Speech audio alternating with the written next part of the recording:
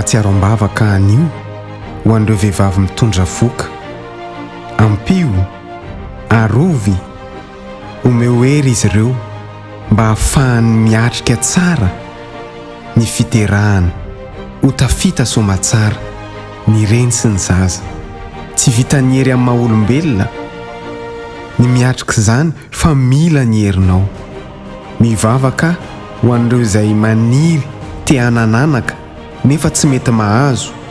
Amindreo fo izy ireo tompo, ka sy ho amin'ny herin'ny tananao izay mety tsy fahatomombanana ao anatiny. Ary raha ho avy ny taona toy izao dia ahazo zaza ireo rehetra mila sy maniry izany. Mino izahay fa hainao atao izany. Amen.